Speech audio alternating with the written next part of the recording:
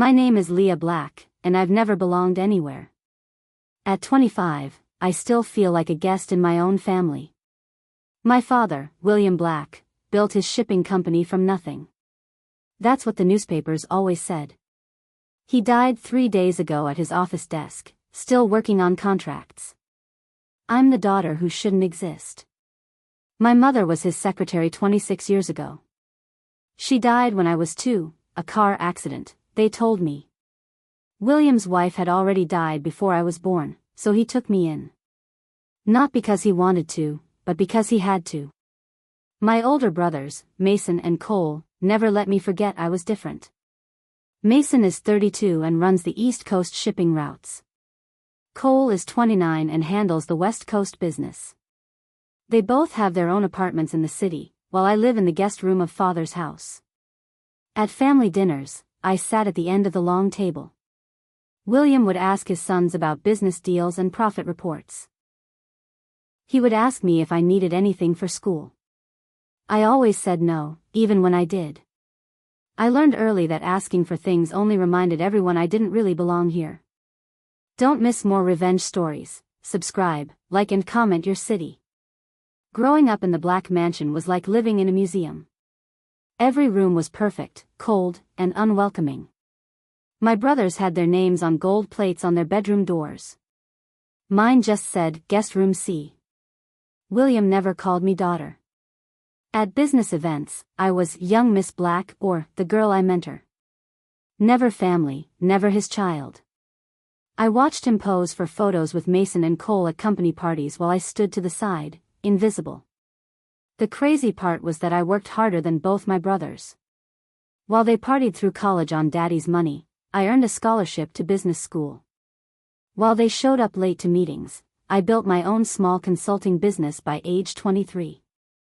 But none of it mattered. You can't earn your place through hard work, William told me once.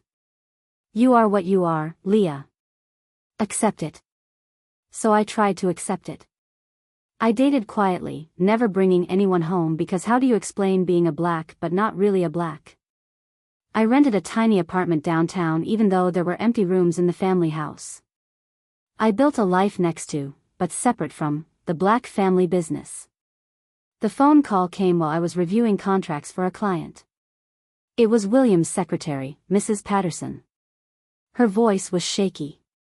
Miss Leah, I'm so sorry. Your father had a heart attack at his desk. He's gone. I sat in my small apartment, staring at the wall. William Black was dead. The man who built an empire, who never showed me love, who reminded me daily that I was a mistake. He died exactly as he lived, alone with his work. Mason called an hour later. Funeral's Tuesday. Will reading is Friday at 2 o'clock. His voice was businesslike, no emotion. Don't be late. I could hear Cole laughing in the background. They were already celebrating. Already planning how to spend their inheritance. That night, I couldn't sleep. I walked around my apartment thinking about 25 years of trying to earn love from a man who had none to give. All those years of working twice as hard for half the recognition. All those family dinners where I was present but forgotten. The funeral would be a show. The will reading would be worse. Mason and Cole would get millions, and I would get whatever scraps William decided I deserved. But at least after Friday, I would be free to stop trying. Subscribe for more powerful revenge stories. Like, comment and share your location.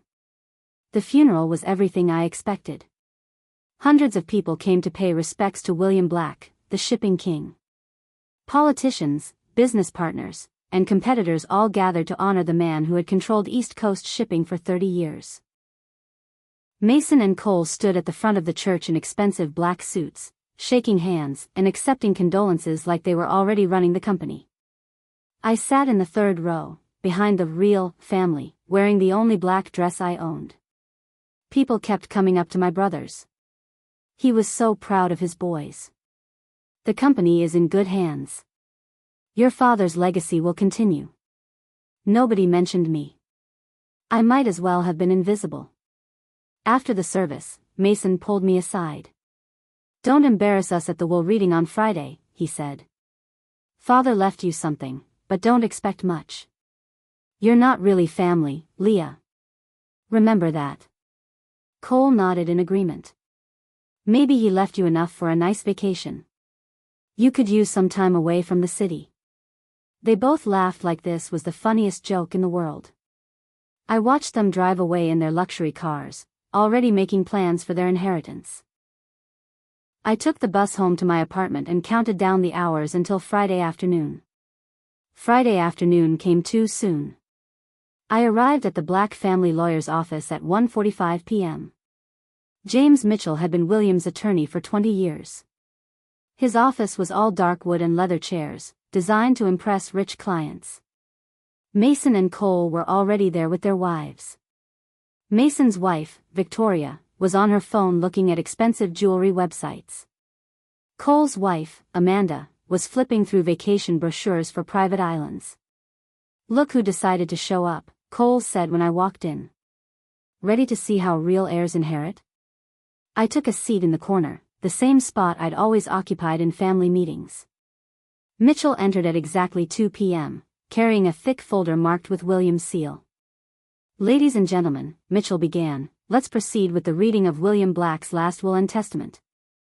The first 15 minutes went exactly as everyone expected. Mason inherited the East Coast shipping operations, worth $19 million. Cole received the West Coast operations, also worth $19 million. They split the company headquarters, the fleet of ships, and various international contracts. Victoria was already texting friends about their new wealth. Amanda was booking first-class flights to Europe.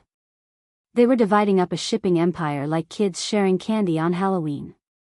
"Leah Black," Mitchell finally said, and the room went quiet. Everyone leaned forward, waiting to see what scraps I would receive. Mitchell reached into his briefcase and pulled out a single white envelope. My name was written on it in William's handwriting, but the letters looked shaky, like he'd written it when his hands were already failing.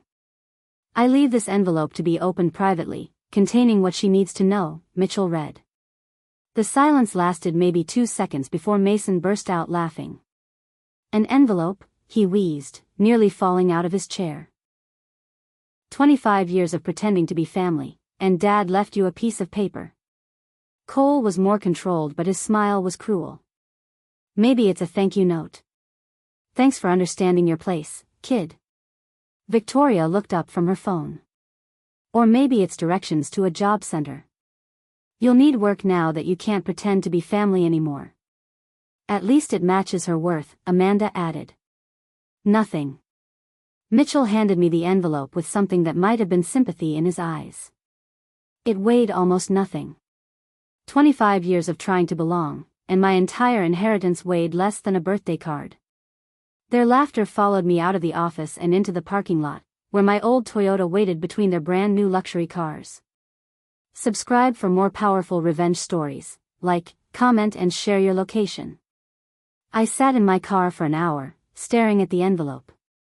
Part of me wanted to tear it up without opening it. Keep what little dignity I had left by refusing to participate in William's final insult. But curiosity won.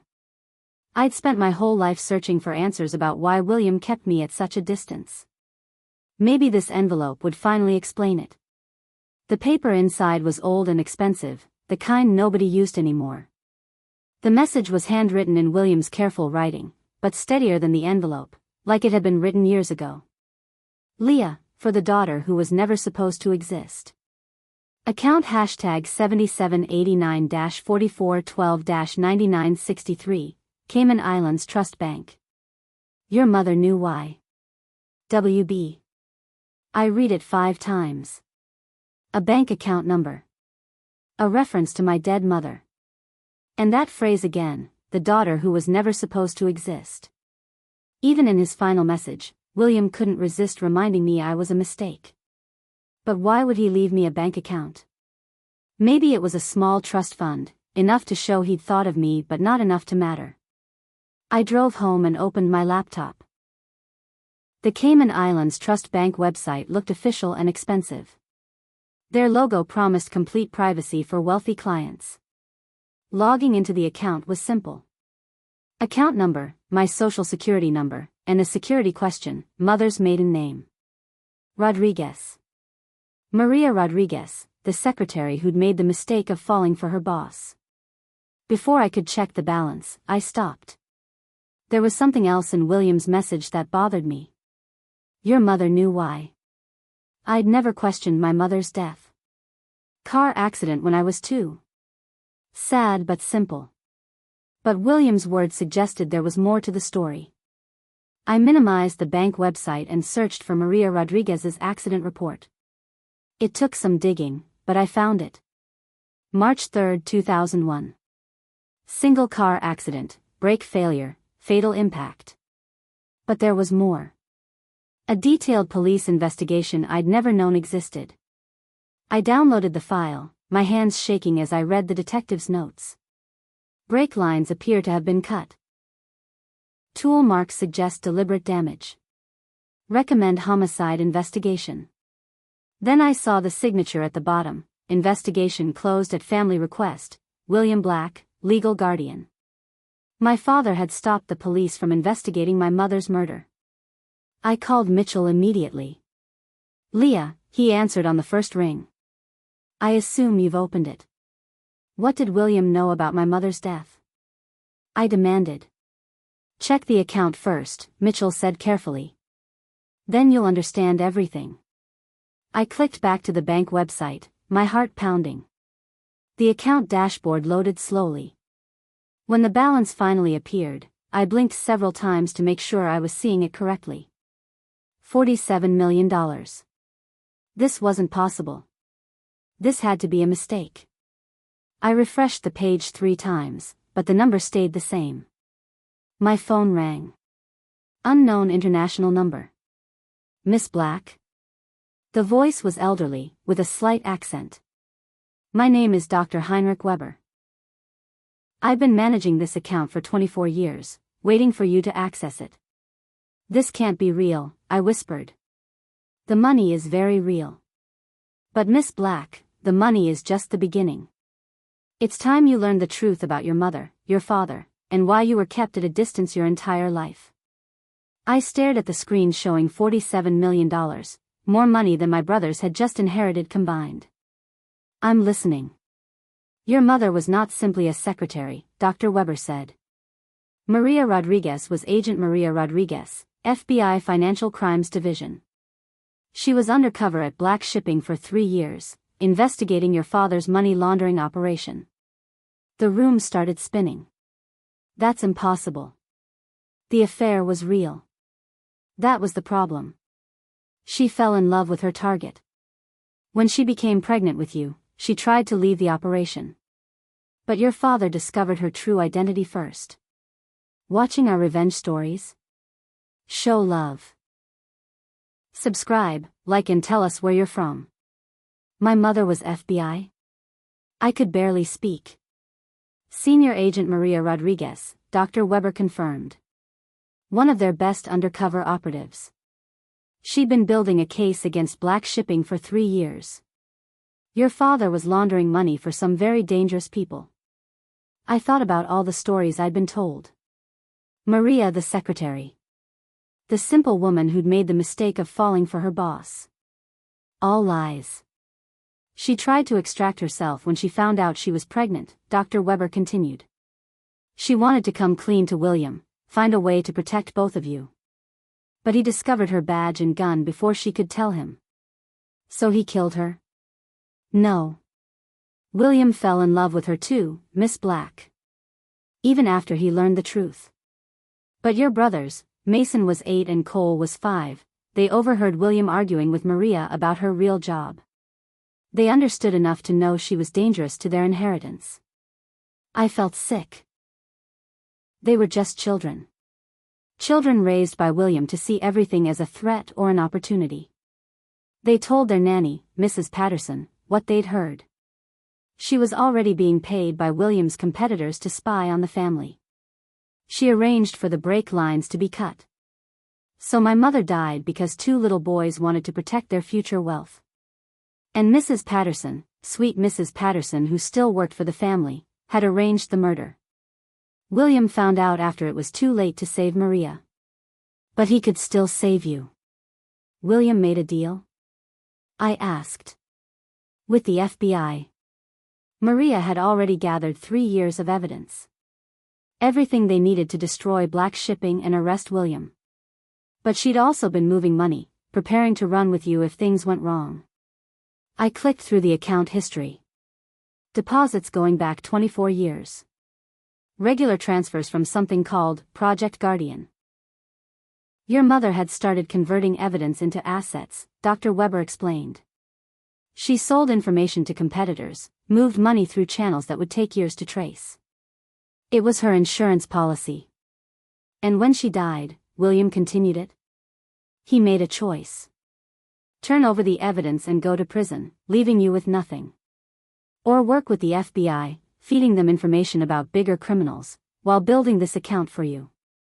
I understood now. Every cold shoulder. Every time William refused to call me daughter. Every reminder that I didn't belong. He was protecting me from a business built on crime. The distance wasn't rejection, I whispered. It was preservation. If Mason and Cole knew you were the daughter of an FBI agent, if they understood that your existence threatened everything they stood to inherit, what do you think would have happened? I thought about my mother dying on that highway 24 years ago, and the 8-year-old boy who'd helped arrange it. Now that boy was a 32-year-old man who'd just inherited half of black shipping. There's more you need to see, Dr. Weber said. Check your secure messages in the account, Dr. Weber instructed. I clicked on the Messages tab. Hundreds of files appeared. Financial records, photographs, recorded conversations, video surveillance.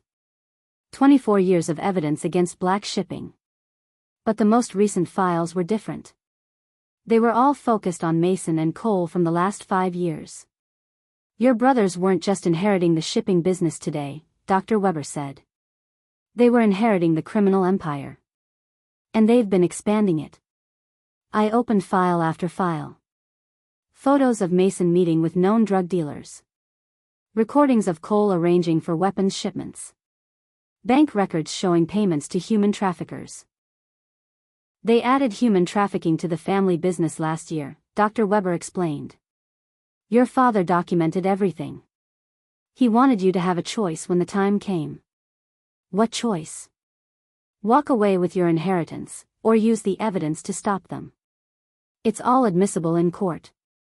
24 years of proof that black shipping is a criminal organization.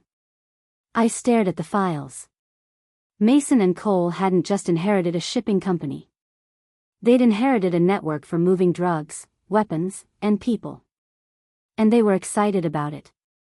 William's last words to his lawyer were specific, Dr. Weber said. Character determines worth. Make sure Leah gets exactly what she deserves. Now I understood what he meant. He wasn't mocking me. He was giving me the power to choose justice. I sat with that power for 2 days. $47 million and enough evidence to destroy everything Mason and Cole had just celebrated inheriting. The rational part of me said to take the money and disappear. Build a new life far from the black family legacy. But I kept thinking about Maria Rodriguez dying on that highway, killed because 2 children wanted to protect their inheritance. I also thought about all the people being hurt by black shipping's criminal operations. The families destroyed by drugs. The victims of human trafficking. The communities harmed by illegal weapons. William had given Mason and Cole exactly what they'd always wanted, control of the black empire. Every dirty dollar of it. But he'd also given me the choice he'd never had. I could stop them. On Monday morning, I made my decision. I transferred $5 million to a new account. Enough to build whatever life I wanted, but not so much that I'd lose myself in wealth I hadn't earned. The rest would stay where it was, growing, a monument to my mother's sacrifice. Then I started making copies of the evidence files. Every document, every recording, every photograph. I divided them into 2 packages. The first package would go to the FBI. 24 years of evidence against black shipping, including the recent expansion into human trafficking. The second package would go to Mason and Cole. Just like they'd sent me away with laughter, I had a message for them too. I spent 3 days carefully organizing everything.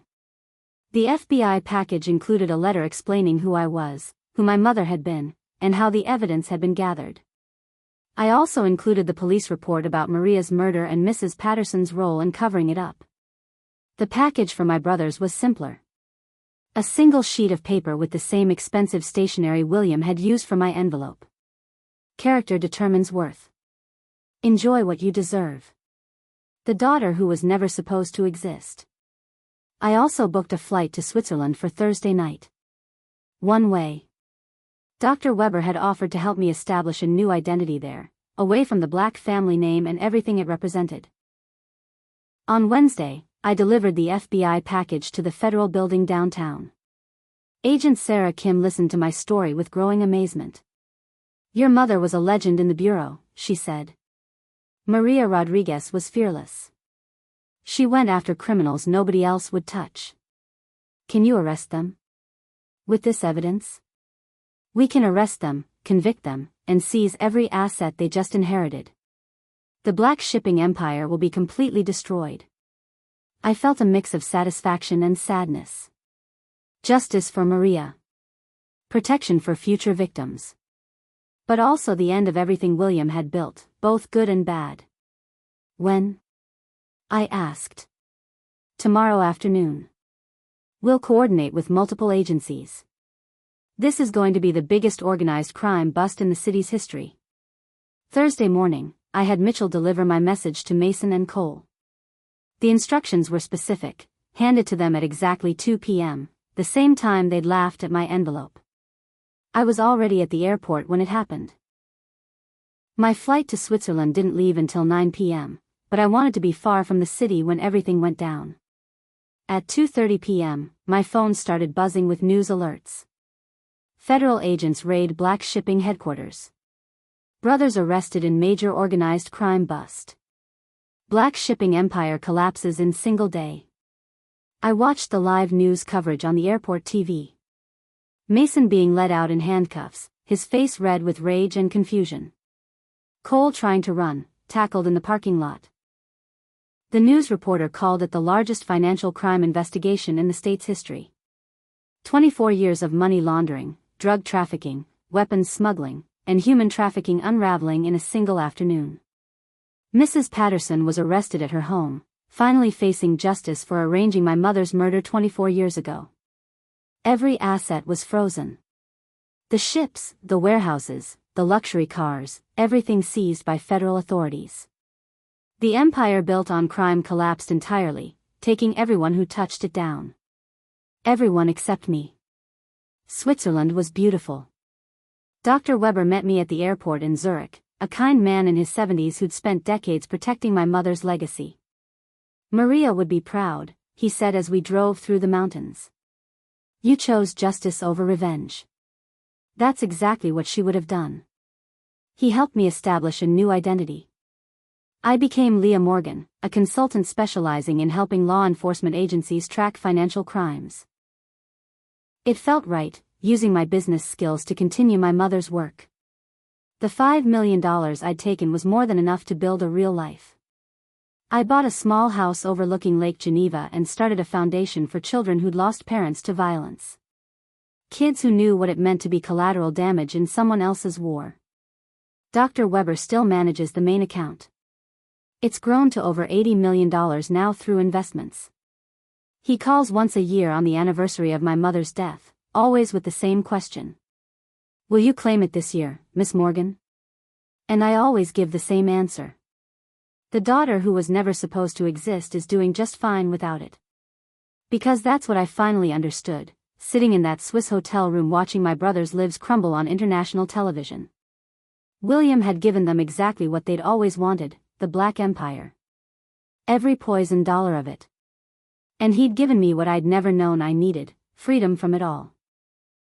6 months later, I finally understood what William had been trying to do all those years. Every cold shoulder, every public denial, every reminder that I didn't belong, it wasn't rejection. It was preservation. He was making me strong enough to survive without his love because he knew someday I'd have to survive without his protection. Maria died trying to save me from that life. William lived keeping me at arm's length to protect me from it. The real inheritance wasn't the money or the evidence or even the truth. It was the chance to choose who I wanted to be when everything I'd thought defined me was stripped away. Mason and Cole never had that chance. They were born into the empire, raised to run it, and ultimately destroyed by it. But I was the daughter who was never supposed to exist, which meant I was free to exist however I chose. My foundation had helped 50 families by then. Children who'd lost parents to violence, just like I had. We gave them what I'd never had growing up, someone who saw their pain and said it mattered. The work was hard but meaningful. Using my business skills to help law enforcement track down criminals. Using my foundation to support families destroyed by crime. It felt like honoring both my parents, William's business sense and Maria's dedication to justice. Sometimes I missed the simplicity of my old life, when I thought I was just an unwanted daughter trying to earn love. But I didn't miss the pain. The trial started 8 months after the arrests. I testified via video link from Switzerland, my face hidden, my voice disguised. The prosecution needed my testimony to explain how the evidence had been gathered. Mason and Cole's defense lawyers tried to paint me as a vengeful illegitimate daughter who'd fabricated everything. But the evidence was too overwhelming. 24 years of documented crimes. Bank records. Recorded conversations. Video surveillance. The jury took less than 6 hours to find them guilty on all counts. Mason got 30 years for racketeering, money laundering, and conspiracy to commit murder. Cole got 25 years for the same crimes. Mrs. Patterson, now 73 years old, got life in prison for arranging Maria's murder. Victoria and Amanda lost everything. The houses, the cars, the jewelry, all seized by the government. They had to move back in with their parents, 2 former socialites now working retail jobs to survive. I felt no joy watching them fall. Just a quiet satisfaction that justice had been served. The black shipping empire was completely dismantled. The legitimate parts were sold to competitors. The criminal network was destroyed. Dozens of other criminals were arrested based on the evidence William had gathered. Agent Kim called to thank me. Your mother's work just saved hundreds of lives. The human trafficking operation your brothers were running, we rescued 43 victims. That made it all worth it. 43 people who would go home to their families instead of disappearing forever. 2 years after leaving America, I was finally at peace. The foundation was thriving. My consulting work was helping police departments around the world solve financial crimes. I'd built a life that mattered. I still kept in touch with Dr. Weber. The main account had grown to $95 million, but I never felt tempted to claim it. Some fortunes are too heavy to carry. Some inheritances cost more than they're worth. I dated occasionally. Nothing serious, but I was learning to trust people again.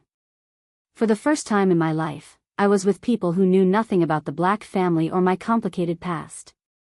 They liked me for who I was, not despite who I wasn't. I started therapy too. Processing 25 years of feeling unwanted and unloved. Understanding that William's distance had been protection, not rejection. Learning that my worth wasn't determined by other people's recognition. The therapist helped me see that I'd spent my whole life trying to earn love from people who were incapable of giving it. Not because there was something wrong with me, but because there was something wrong with them. You were never the problem, Leah, she said. You were the solution. The one pure thing in a corrupt family. That's why your father kept you separate. Slowly, the anger faded. The hurt remained, but it became manageable. I was building something new on the ruins of something old. 3 years after leaving, I returned to America. Not permanently, but to visit my mother's grave for the first time since I was a child. Maria Rodriguez was buried in a small cemetery outside the city. Her headstone was simple, beloved mother and dedicated public servant. William had paid for it, but I'd never known.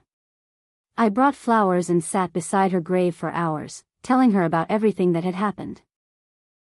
About the foundation. About the criminals we'd helped catch. About the new life I'd built. I understand now why you did it, I said out loud. Why you risked everything to stop them. I just wish you could have lived to see it end. The cemetery was peaceful. No reporters, no lawyers, no complicated family dynamics. Just a daughter talking to her mother. Before leaving, I visited William's grave too. It was in the expensive part of the cemetery, with a large granite headstone listing his business achievements. But someone had left fresh flowers. Not expensive arrangements, but simple daisies like the ones Maria used to love. I realized William had been visiting Maria's grave all these years. Even after death, he'd found a way to be near her. I left flowers on his grave too. Thank you, I whispered. For protecting me. For giving me the choice. For loving us both the only way you knew how. Back in Switzerland, I made a decision about the main account. $95 million was too much for one person, but it could do incredible good in the right hands. I established the Maria Rodriguez Memorial Foundation with $90 million, keeping only $5 million for myself.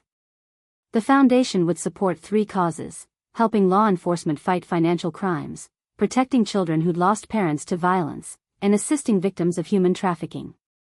Dr. Weber was amazed. Your mother would be so proud, he said. You're giving away a fortune. No, I corrected him. I'm putting it to work. Money sitting in an account doesn't help anyone. But money fighting crime and helping victims? That's a legacy worth having. The foundation's first major success came 6 months later. We provided funding for a joint FBI-Interpol operation that shut down an international human trafficking ring. 67 victims were rescued. Among them was a young girl who reminded me of myself at that age, scared, alone, convinced she didn't deserve better.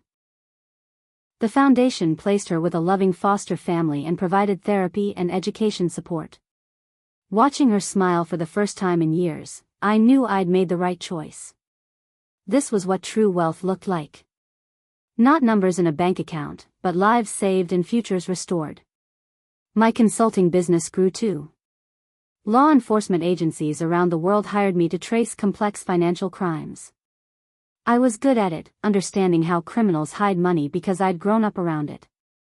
5 years after leaving America, I got an unexpected phone call. It was Agent Kim from the FBI. Leah, I have news about your brothers, she said.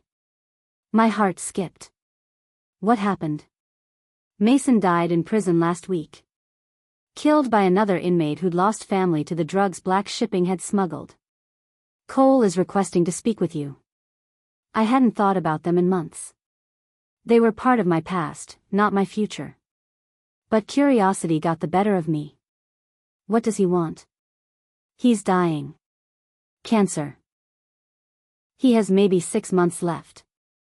Says he has something important to tell you about your mother. Part of me wanted to hang up. What could Cole possibly tell me that would matter now? But another part of me needed to know if there were still secrets I hadn't uncovered. I'll think about it, I said. Agent Kim gave me Cole's prison contact information. He's not the same man who was arrested 5 years ago, she said. Prison changes people. Sometimes for the better.